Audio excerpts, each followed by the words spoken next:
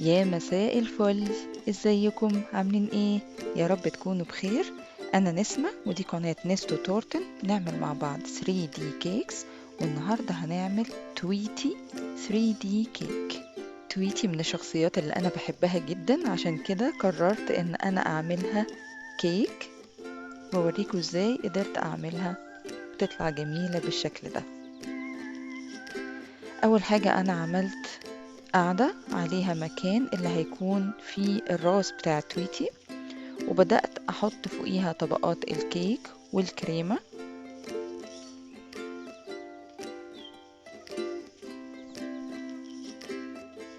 طبعا هي طبقات مدورة، بس راس تويتي من فوق مش عريضة قوي زي من تحت، فالطبقة اللي في النص هي الكبيرة وفوق وتحت أصغر شوية. فبدأت أحطهم وبعدين بدأت أنحت منهم عشان أعمل شكل راس تويتي اللي هي بيضاوية شوية. فهنشيل من الكيك لحد ما نوصل للشكل اللي احنا عايزينه، او نحس ان الراس بقى شكلها بيضاوي.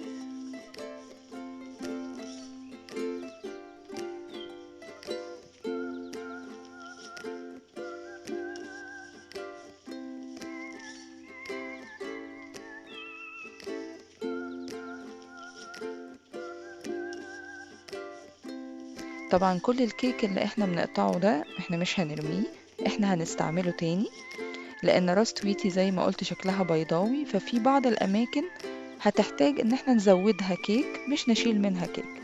فطبعا عشان نزودها كيك احنا هنمزج الكريمة مع الكيك ونعمل منه عجينة نقدر نزود بيها الاماكن اللي احنا محتاجينها.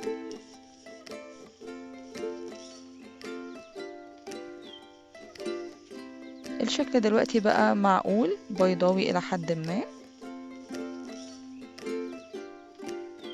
فهبدأ أحط أول طبقة من طبقات الكريمة، دي كريمة زبدة، وهفردها على الكيك كله.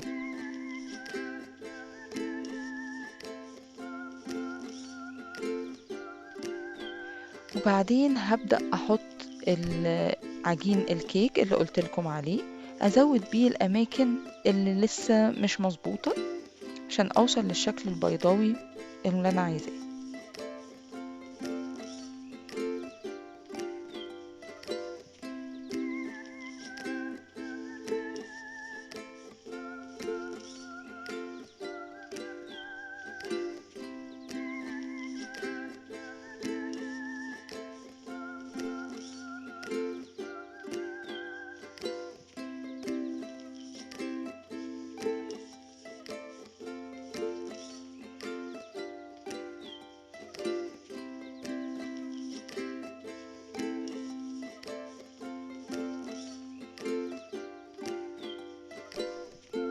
وبعد ما ازود كل الاماكن اللي انا محتاجاها تزيد، هبتدي احط الطبقة التانية من كريمة الزبدة على الكيك كله.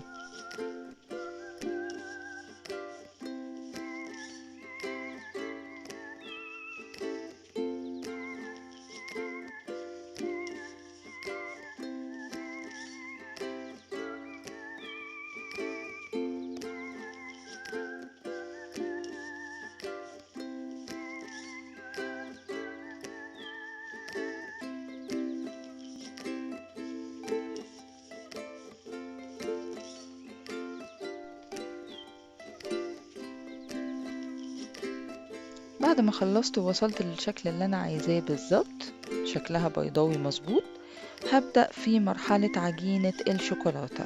انا هغطيها بعجينة الشوكولاتة عشان يكون دمجها اسهل، اي فروق هتحصل او فراغات اقدر ان انا اصلحها بسهولة. فانا غطيت الراس بتاع تويتي بعجينة شوكولاتة لونها اصفر، طبعا عشان هو لونه اصفر، وكمان عملت الجسم بتاعه من عجينة شوكولاتة لونها أصفر. طبعا عجينة الشوكولاتة بتكون طرية، أو المرحلة اللي أنا بعمل فيها لازم تكون الشوكولاتة طرية عشان أقدر أشكلها زي ما أنا عايزة. بدأت أشكل جسم تويتي بإيدي، لحد ما وصلت لشكل الجسم اللي احنا عارفينه. تويتي جسمه بيكون صغنون خالص بالنسبة لراسه، يعني راسه تقريبا أكبر من جسمه. وبدأت أعمل إيديه برضو من عجينة الشوكولاتة.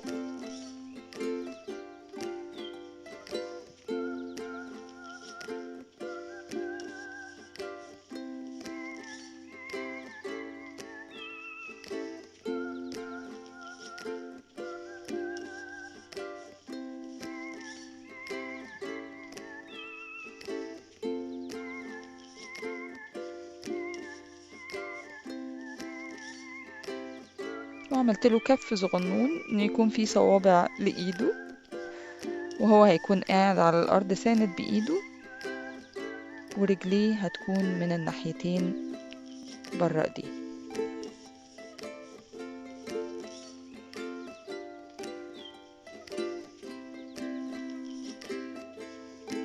ده المكان اللي هثبت فيه الرجل.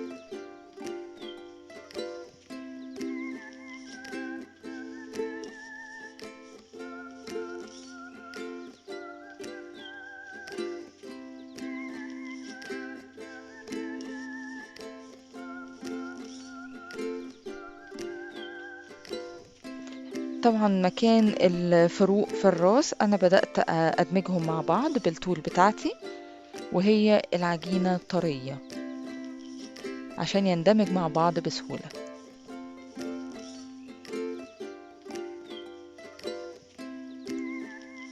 وبعدين خدود تويتي.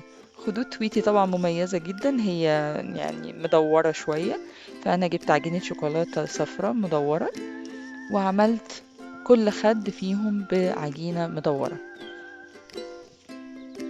وبدأت أشكله بإيدي بحيث أوصل لشكل الخد المظبوط.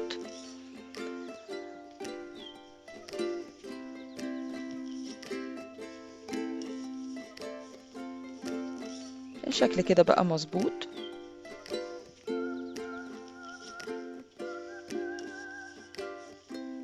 خدوده بقت جميلة. هبتدي بقى أعمل العينين.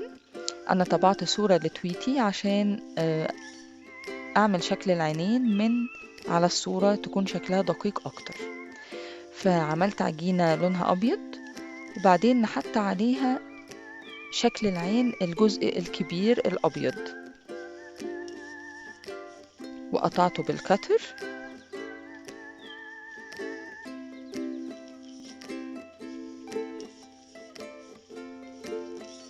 وبعدين بدأت أعمل الجزء التاني اللي جوه العين اللي لونه أزرق، اللي هو الأصغر شوية، بنفس الطريقة.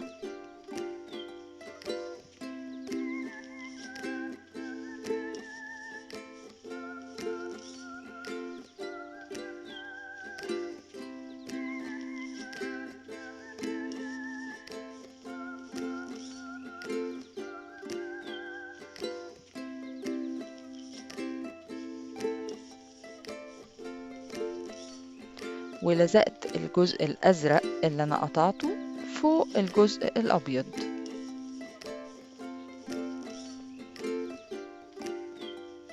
لسه فاضل الجزء الأسود اللي هو الصغير، أصغر جزء. عملته برضو بنفس الطريقة. وبعدين هلزقه فوق الجزء الأزرق بتاع العين.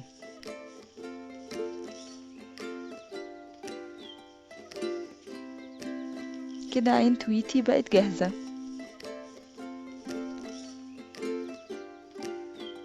هنلزقها في مكان العين فوق الخدود على طول.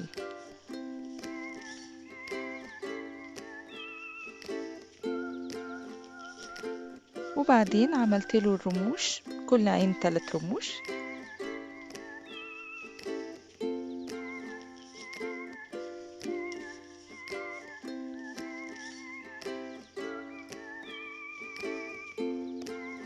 وبعدين الحواجب.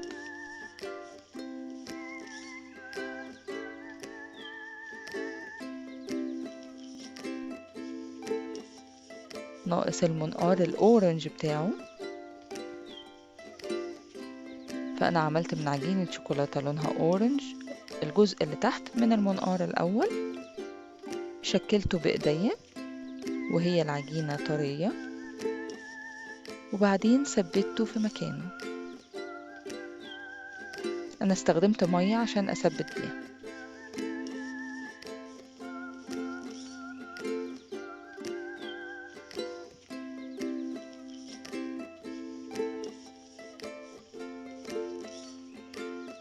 طبعا بسنده شوية لحد ما يلزق كويس، وبعدين أشيل إيدي عشان ما يقعش.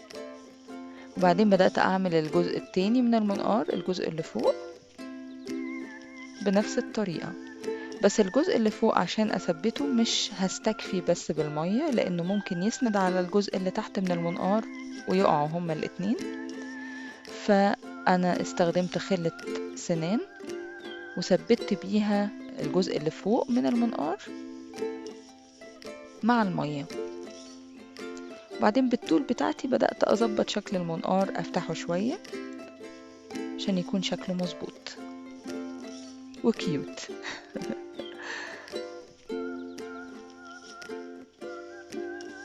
دلوقتي بقى هنعمل رجل تويتي.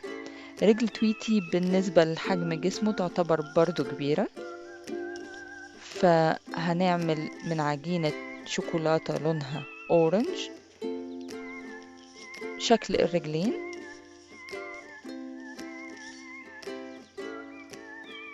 وبعدين هسيبها تنشف شوية عشان أقدر أركبها ما تكونش طرية. هي دلوقتي في مرحلة إن هي طرية، فأنا أقدر أشكلها بسهولة. وبعدين هدخلها التلاجة شوية صغيرين، الشوكولاتة بتنشف بسرعة، وبعدين أثبتها هتكون ثابتة معايا، مش هتتني ولا تقع. برضو أنا ثبتها بخلة سنان عشان تكون ماسكة كويس.